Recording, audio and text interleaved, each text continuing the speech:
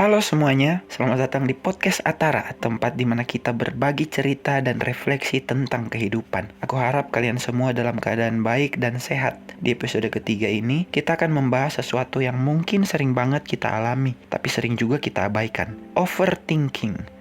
Pernah tidak kalian merasa terjebak di pikiran sendiri? Seolah-olah otak tidak bisa berhenti mikir, muter-muter di satu masalah tanpa solusi. Nah, di episode ini kita akan kupas tuntas kenapa kita bisa terjebak dalam overthinking.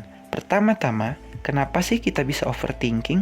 Ada beberapa alasan yang membuat seseorang mudah terjebak dalam pikirannya sendiri. Pertama, perfeksionisme. Kita sering merasa harus melakukan segala sesuatu dengan sempurna. Akibatnya, kita terus-menerus memikirkan berbagai kemungkinan agar tidak gagal. Padahal, menjadi tidak sempurna itu tidak apa-apa loh guys, bukan dosa. Kedua, pengalaman masa lalu.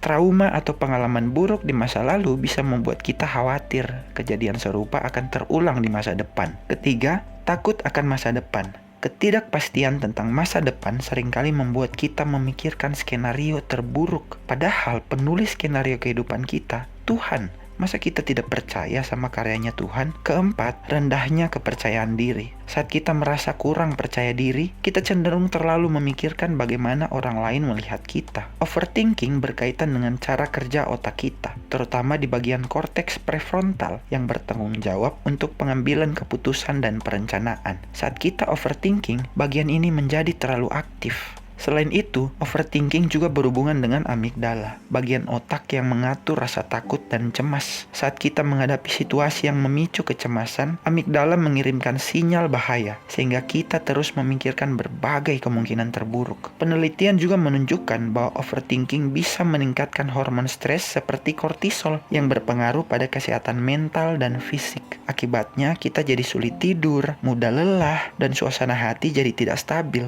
Nah, setelah kita tahu penyebab dan penjelasan ilmiahnya, sekarang saatnya kita bahas cara mengatasi overthinking secara lebih mendalam. Pertama, sadari dan terima pikiranmu. Menurut penelitian di Harvard Medical School, menerima pikiran tanpa menghakimi dapat mengurangi kecemasan. Sadari bahwa pikiran negatif hanyalah reaksi alami otak, bukan kebenaran mutlak. Pikiran doang kok guys, belum mungkin terjadi. Bahkan memang tidak akan terjadi. Kedua, latihan pernapasan dalam. Teknik pernapasan dalam seperti 478 breathing terbukti menenangkan sistem saraf. Tarik napas selama 4 detik, tahan 7 detik, dan hembuskan perlahan selama 8 detik. Cara ini efektif mengurangi kecemasan dan menenangkan pikiran. Ketiga, praktik mindfulness dan meditasi. Studi dari American Psychological Association menunjukkan bahwa mindfulness mengurangi aktivitas di amigdala dan meningkatkan fokus. Luangkan waktu 10-15 menit setiap hari untuk meditasi atau latihan kesadaran penuh. Caranya cukup mudah. Selama waktu tersebut, fokuskan pikiranmu pada hembusan nafasmu. Jangan pernah hilang pikiran itu. Jika pikiran mulai teralihkan, paksa. Fokuskan lagi ke nafasmu. Tahan, cuma bentar doang kok. Keempat, tuliskan pikiran di jurnal. Penelitian dari University of Texas menyatakan bahwa menulis jurnal membantu mengurangi stres dan overthinking. Tuangkan pikiran di kertas untuk memperjelas masalah dan solusi. Kelima, alihkan fokus dengan aktivitas fisik. Aktivitas fisik seperti berjalan kaki atau olahraga ringan dapat menurunkan kadar kortisol. Menurut Mayo Clinic, olahraga rutin dapat meningkatkan mood dan meredakan kecemasan. Keenam, batasi waktu untuk memikirkan masalah. Terapkan teknik schedule worry time dengan menyediakan 10-15 menit khusus untuk berpikir. Setelah waktu habis, alihkan perhatian ke aktivitas lain. Cara ini terbukti efektif dalam studi dari Penn State University. Ketujuh, tidur yang cukup dan berkualitas. Tidur yang cukup mengurangi aktivitas berlebihan di korteks prefrontal. Riset dari National Sleep Foundation menyebutkan bahwa tidur 7-9 jam per malam penting untuk kestabilan emosi. 8. Bicara dengan profesional. Jika overthinking sudah mengganggu aktivitas harian, konsultasi dengan psikolog atau terapis nggak apa-apa kok. Normal, mereka bisa membantu. Terapi perilaku kognitif telah terbukti efektif dalam mengelola pikiran berlebihan.